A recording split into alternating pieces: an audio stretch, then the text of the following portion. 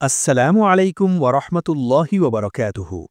প্রিয় ভাই ও বোনেরা, আজ আমি আপনাদের সামনে এমন একটি বাস্তবতার কথা বলবো যা আমাদের প্রত্যেকের জীবনে একদিন আসবেই। তা হল কবরের প্রথম রাত। মানুষ যখন মারা যায়, প্রথমে সে বুঝতেই পারে না যে সে মারা গেছে। সে ভাবে, না, এটা তো দুঃস্বপ্ন, আমি এখনো বেঁচে আছি। সে চারপাশের মানুষকে বলতে চায়, আমাকে ফেরে যেও না, আমি মরিনি, আমি এখনো জীবিত আছি। কিন্তু আফসোস, তার সে আর্তনাদ কেউ শুনতে পায় না। তারপর তাকে সাদা কাপড়ে মুড়িয়ে জানাজার জন্য নিয়ে যাওয়া হয়। পরিবার, আত্মীয় স্বজন সবাই কাঁদছে, কিন্তু সে ভিতরে ভিতরে চিৎকার করছে, তোমরা আমাকে কোথায় নিয়ে যাচ্ছ, আমি তো জীবিত। শেষে তাকে মাটির কবরের ভেতর শুইয়ে দেওয়া হয়।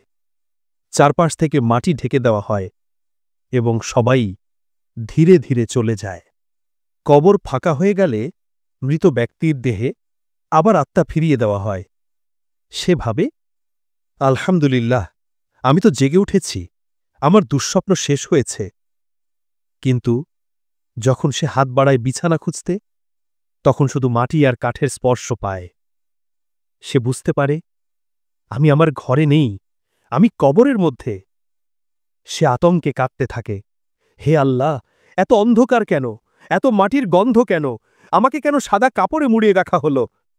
তখনই তার পরিষ্কার হয়ে যায়, সে সত্যিই মারা গেছে। হঠাৎ কবর আলোকিত হয়।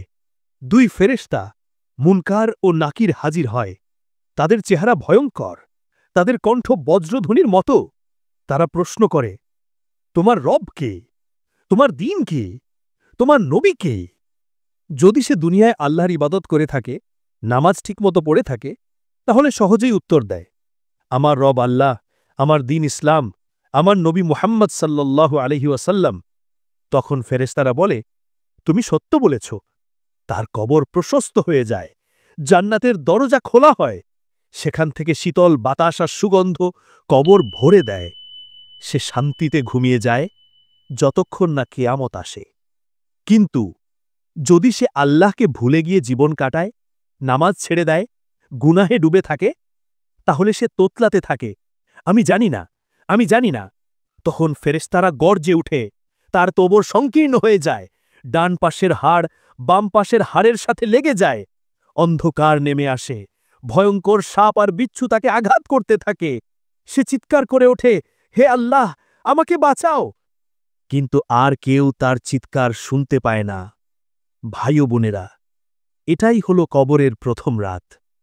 রাজা, গরিব, ধনী, শিক্ষিত সবাই একই অন্ধকার কবরের ভিতর যাবে।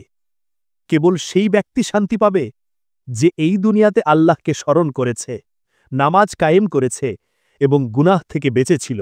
তাই আসুন, আমরা সবাই আজ থেকেই প্রস্তুতি নেই, কারণ মৃত্যু হঠাৎ আসবে, আর সুযোগ শুধুই এখন, এই দুনিয়াতেই।